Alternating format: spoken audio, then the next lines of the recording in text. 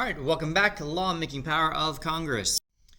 All right, so this video is going to focus on their power to make laws. Congress does have other powers, of course. The first thing to note is that only a member of Congress may introduce a bill. I know that sounds obvious when I state that, but it's important to remember that presidents cannot. So you think of something like Obamacare, and it sounds as if that was something that was written by President Obama, but it's important to note that you have to be a member of Congress to introduce a bill. Not even the president can do that. So, member of the House can introduce to the House, Senate to the Senate, not the president, not anybody else. So, how does a bill become law? Well, there is a long procedure, and we'll briefly look at it momentarily.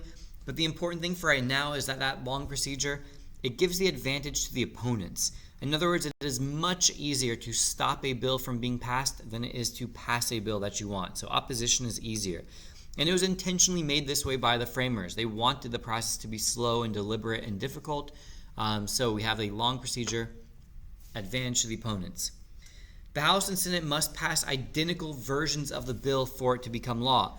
If they don't pass the same exact identical version, that's when we have the conference committee, which was spoken about in the previous video. If the conference committee can't agree, then the bill does not become law. If the conference committee does, then it can move on to the president and it could potentially become a law.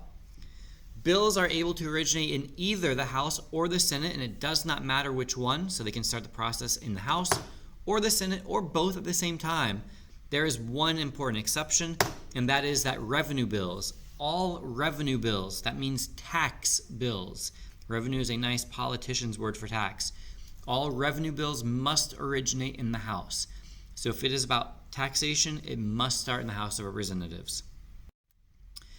All right, we have the term markup here. That refers to edits and revisions and additions to bills. So this happens in committee. So we said earlier in the previous video how standing committees are the most important type of committee, and that's where most of the work in Congress is done. Well, that work takes the form of markups. This is where they edit, revise, change the bill, add stuff to it, completely get rid of it or change it. That takes place in committee markups. All right, quorum, again, just a vocab term. There's not a lot to say here. It's the minimum number of members who must be present to conduct business. In other words, the majority leader or the speaker couldn't call Congress into session and vote on a bill when there's only 5 people there. A quorum is a majority, so there has to be a majority of the members present in order to conduct business. All right, so a really simplified version of how a bill becomes law is that it's introduced to the House or to the Senate. It is then referred to committees and subcommittees. That's where the edits, the revisions, the markups take place. That's where they hold hearings to decide. They can hear from experts and get influence on whether or not this bill would be good or bad and whether they should pass it or what changes should be made to it. All that happens in committee. The House, there's an extra step that's not on this slide. It would then go to the Rules Committee, where they would make rules on the floor debate and vote and how that will go. But once that's done, it goes to the entire floor, which means the entire Senate or the entire House, which they then get to look over the bill. They can argue about it. They can possibly change it depending on the rules to that bill, and they can ultimately vote on whether to pass that bill or not.